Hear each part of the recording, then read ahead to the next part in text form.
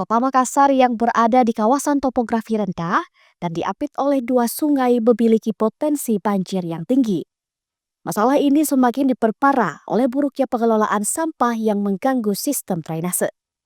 Sampah yang berada di dalam got atau drainase menyumpat drainase itu, sehingga menjadikan volume drainase berkurang dan mendorong air meluap ke badan jalan.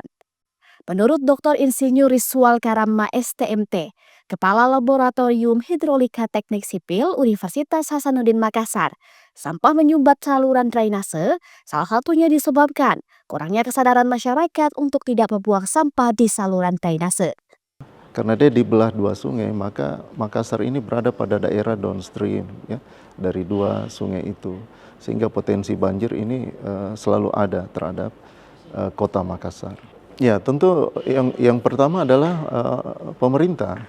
Jadi kalau dia sampah ya, ini kan mengganggu sistem saluran drainase ya, bisa mengurangi kapasitas tampung ya. Nah, terus yang kedua tentu terpulang lagi ya kesadaran masyarakat bahwa saluran drainase itu bukan tempat pembuangan sampah. Selain aspek drainase yang terganggu oleh sampah, penanganan masalah sampah di Kota Makassar juga menghadapi berbagai tantangan. Menurut Dr. Andi Lukman Irwan, SIPMSI, Ketua Departemen Ilmu Pemerintahan Universitas Hasanuddin, tantangan ini berkaitan dengan aspek struktural dan kultural. Problemnya saya kira kalau kita cermati ada dua konteks. Yang pertama pada konteks struktur.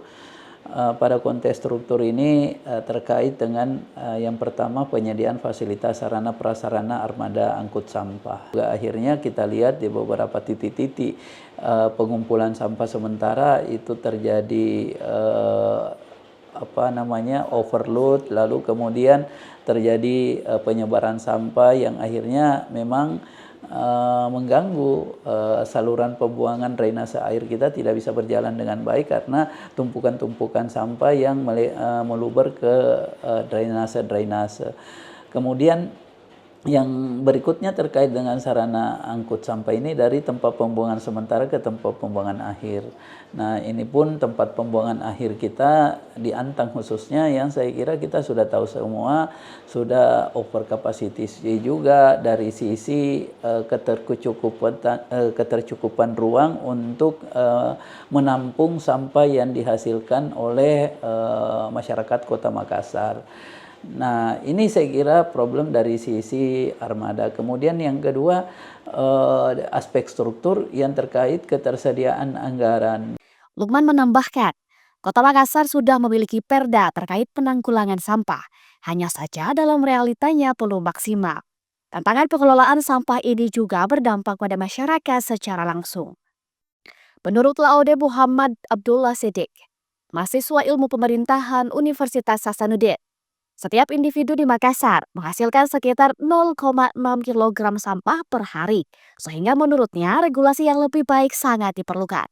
Untuk kita tidak bisa menyalahkan pihak siapapun yang bersalah karena semua elemen masyarakat itu berperan penting dalam sumbangsi sampah. Jadi penghasilan sampah itu juga bukan serta-merta karena kesalahan masyarakat, tapi juga perlu ada regulasi dari pemerintah untuk mengelola sampah di masyarakat karena kalau kita lihat terakhir data menunjukkan bahwasanya kalau di Kota Makassar itu per individu itu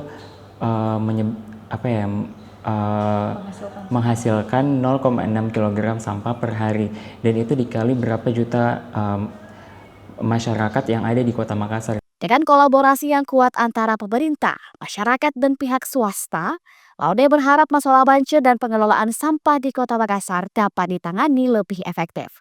Rizka Fraja, Unhas TV.